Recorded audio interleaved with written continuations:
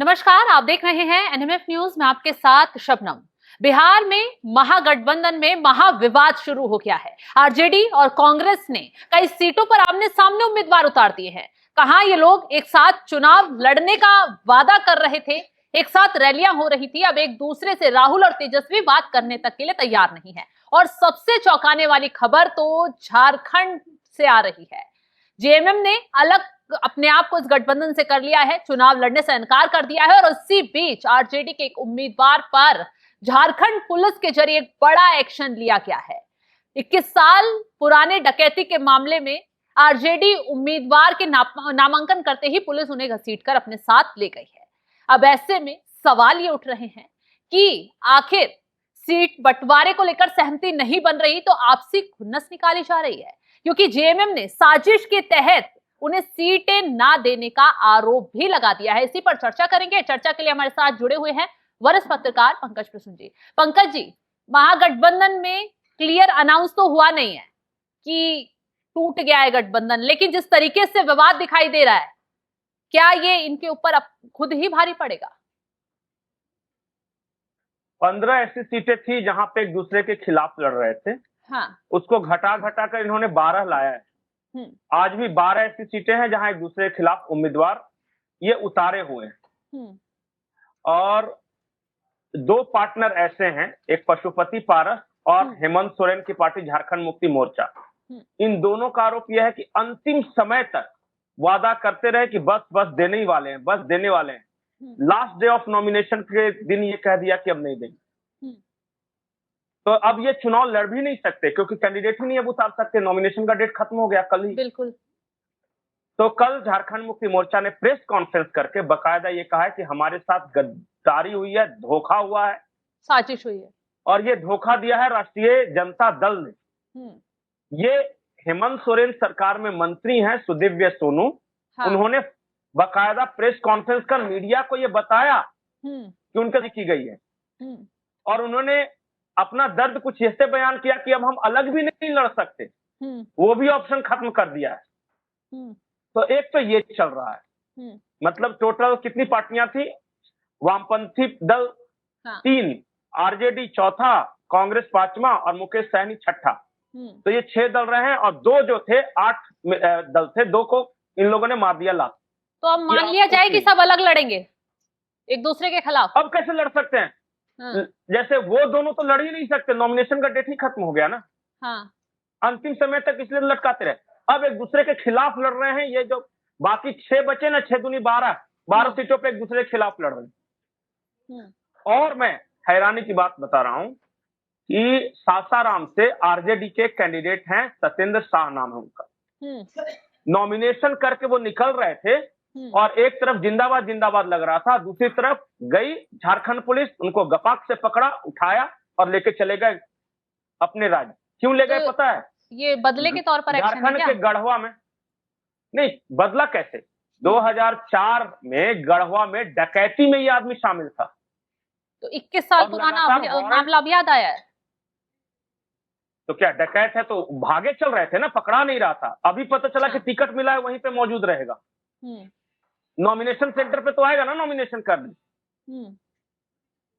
तो फरारी मुजरिम को जब आप टिकट दीजिएगा तो पुलिस तो पकड़ेगी ही। और जैसे ही पकड़ी पुलिस ने, इन लोगों ने शोर मचाना शुरू कर दिया, भाजपा की साजिश है, भाजपा की साजिश है। भैया झारखंड पुलिस पकड़ के ले गई है। झारखंड में कांग्रेस और झारखंड मुक्ति मोर्चा का राज्य है और आरजेडी वहां मंत्री है, उसकी पुलिस पकड़ के ले गई और साजिश भाजपा की है। ये है। अब ये तीसरी तरफ आई, दोनों गठबंधनों में क्या चल रहा है। चलिए, कैंडिडेट तो एक दूसरे के खिलाफ दे दिए। बिल्कुल। तो उनका तो मुझे नहीं लगता है, चुनाव तो लड़ लेंगे, हो सकता है बाद में जमानत मिल जाए, कोई दिक्कत नहीं है। लेकिन दोनों गठबंधनों में क्या चल रहा है वो महत्वपूर्ण है। 3 दिन से अमित शाह बिहार में बैठे हुए, पटना में, और जो एनडीए के या भाजपा के ऑफिशियल कैंडिडेट के खिलाफ बागी हुआ था, उसको फोन कर करके बैठा रहे, मना रहे कि कोई इस बार बागी नहीं लड़ेगा, कोई नेता ऑफिशियल कैंडिडेट के खिलाफ नहीं देगा। और इतना ही नहीं, बकायदा प्रचार करेगा जिसको टिकट मिला है उसके लिए। मतलब ये बड़ी खबर आप बता रहे हैं। हाँ, अमित शाह बैठ के ये सुनिश्चित कर रहे हैं।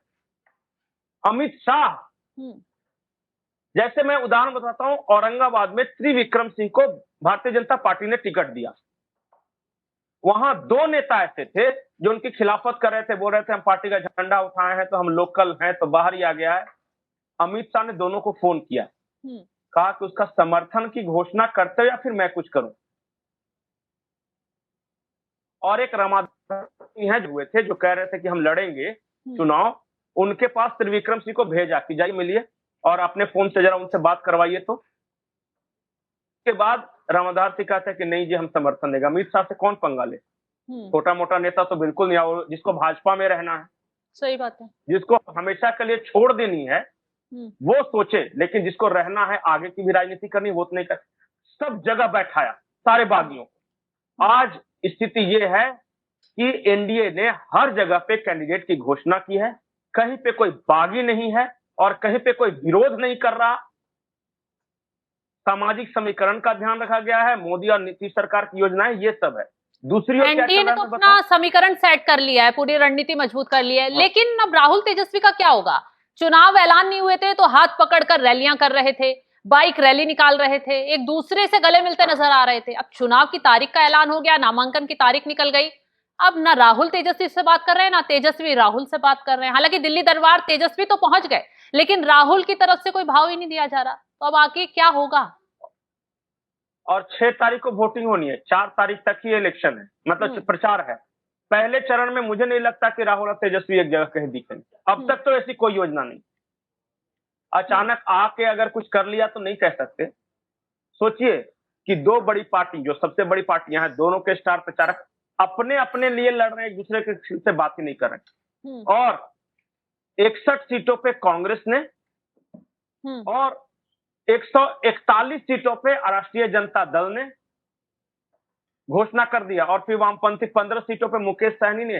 सब मिला के पता है, अच्छा चलिए, ये मुद्दा नहीं है कि 12 सीट पे एक दूसरे के खिलाफ लड़ रहे हैं। मुद्दा ये है कि कई अन्य सीटों पे बागी भी खड़े हैं, इनके अपनी ही पार्टी के लोग खड़े हैं इनके खिलाफ, मतलब अपने पैर पर खुद कुल्हाड़ी मार ली। और पूरे मगध शाहबाद क्षेत्र में, पूरे मगध, मैं चूंकि मैं इस इलाके में दौरा कर रहा हूं इसलिए इस इलाके के बारे में जानकारी, सिर्फ एक मुसलमान को टिकट दिया है, एक मुसलमान को आरजेडी। 11 पिछले बार दिया था, इस बार एक है। रफीगंज एक जगह है, वहां से एक को टिकट दिया है, और रफीगंज में जिस जगह पे टिकट दिया है, वर्तमान जो विधायक है मोहम्मद निहालुद्दीन, उनका काट के दूसरे को दिया है, तो निहालुद्दीन उनके खिलाफ। एक दिया, उसमें भी बागी। ये स्थिति जो मैं तैयारियां, कोई अभी तक तो कोई कॉमन मिनिमम प्रोग्राम आया नहीं, सिर्फ एक जो तेजस्वी ने कहा कि हर घर में नौकरी देंगे, इसके अलावा समझ में नहीं आ रहा है। कांग्रेस ने कहा है कि 25-25 लाख रुपया या 5-5 लाख रुपया देगा सबको बिहार में। तो ये अनरियलिस्टिक, अब कहां से देंगे, ये अनरियलिस्टिक बातें हैं। अब वो बताएं कि कहां से देंगे, क्या करेंगे वो। पंकज जी, असली विवाद की जड़ क्या है? सिर्फ सीट बंटवारा है या फिर इस दोनों तरफ से मुख्यमंत्रियों के चेहरे बनाने को लेकर?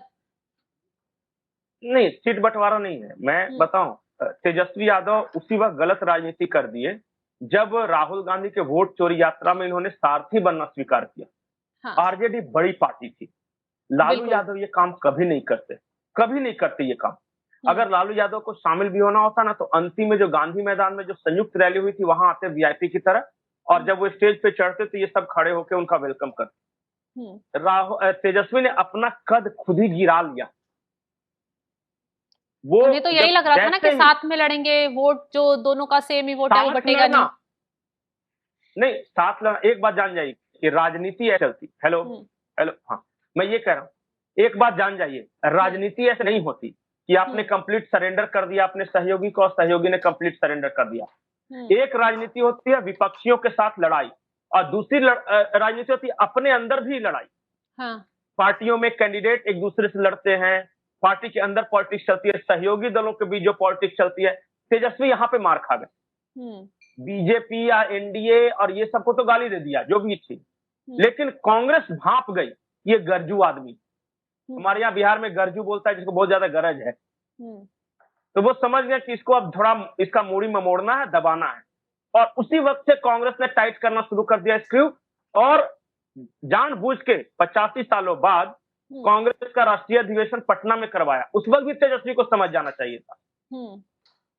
अंत में यह हुआ कि नाक रगड़वा दिया तेजस्वी को कांग्रेस के दरवाजे पर, लेकिन कांग्रेस 61 के 61 पे उतारे और जहां जहां आरजेडी के मजबूत उम्मीदवार थे वहां के लिए अड़ भी गई, यहां तो हमारा ही रहेगा। बिल्कुल। और ये चल रहा है। और मैं आपको बता दूं, इस बार अगर तेजस्वी यादव मुख्यमंत्री नहीं बनेंगे तो उसकी सबसे बड़ी जिम्मेदार कांग्रेस होगी। ये खुद आरजेडी के लोग कह रहे हैं। तो कांग्रेस तो मान भी नहीं रही है ना इस बात को लेकर। नहीं, कांग्रेसियों का कहना है कि हम, अच्छा, आरजेडी की चलाने की जिम्मेदारी कांग्रेस की है। फिलहाल तो ऐसी स्थिति लग रही है जो अभी सारी चीजें चल रही हैं। नहीं, वो कह रहे हैं कि कांग्रेस की जिम्मेदारी कांग्रेस को ऊपर बढ़ाने की है। कांग्रेस के जो प्रभारी हैं वो कांग्रेस को आगे बढ़ाएंगे ना, वो आरजेडी के लिए राजनीति करेंगे। हमें ज्यादा सीट जीतना है तो हमें मजबूत सीट चाहिए। हमें ज्यादा मुख्यमंत्री लालू यादव के बेटे को बनना है, कांग्रेसियों को थोड़ी ना मुख्यमंत्री बनना है। वो क्यों समझौता करेंगे? तो राजनीति का मतलब ही यही हुआ। राजनीति में कोई धोखा दोस्ती वगैरह कुछ नहीं होता। ये शतरंज की बिसात है जहां श और मात होती है। मात खाने वाला ये नहीं कह सकता कि मेरे साथ धोखा किया आपने, चाल के बारे में हमको इन्फॉर्म नहीं किया। ये है राजनीति। तेजस्वी यहां मात खा चुके हैं। और मैं आपको बता रहा हूं कि तमाम पत्रकार बिहार के किससे पूछेगा, आरजेडी के नेताओं से अगर आपकी जान पहचान है तो अंदरूनी रूप से पूछेगा, चुनाव के पहले चुनाव हार चुके हैं। स्थिति तो होगा मैक्सिमम जितना अभी जो परिस्थिति है वो ये कह रही है। किसी भी स्तर पे दिख ही नहीं रहे कि आगे हैं, न सहयोगियों के स्तर पे, न सीट बंटवारे के स्तर पे, न कॉमन मिनिमम प्रोग्राम के स्तर पे, न प्रचार, न कुछ। और दूसरी तरफ वेल यूनाइटेड यूनिट है जिसमें सब कुछ पहले ही सेट कर दिया गया है। बहुत सारे लोग कह रहे हैं कि देखिए कहीं ऐसा ना हो कि ये चुनाव 2010 वाला चुनाव हो जाए। अब देखिए क्या होता है, वक्त बताएगा कि अब नतीजे बताएंगे क्या होता है। फिलहाल तमाम जानकारी देने के लिए आपका बहुत बहुत शुक्रिया। तो एक तरफ चुनाव की तारीख नजदीक है, एनडीए ने अपना सब कुछ सेट कर लिया है, लेकिन यहां महागठबंधन पूरी तरह बिखर गया है। एक तरफ राहुल गांधी और उनके जो बाकी नेता हैं वो कहां गायब है किसी को मालूम नहीं है। दूसरी तरफ कहा जा रहा है कि आरजेडी ने कांग्रेस को बढ़ावा देकर खुद अपने पैरों पर कुल्हाड़ी मार ली है और चुनाव से पहले कहीं ना कहीं महागठबंधन हारता हुआ दिखाई दे रहा है। फिलहाल इस खबर को लेकर आप क्या राय रखते हैं कमेंट बॉक्स में जरूर बताइएगा। तमाम बड़ी खबरों की अपडेट के लिए आप हमारे साथ जुड़े रहें। नमस्कार।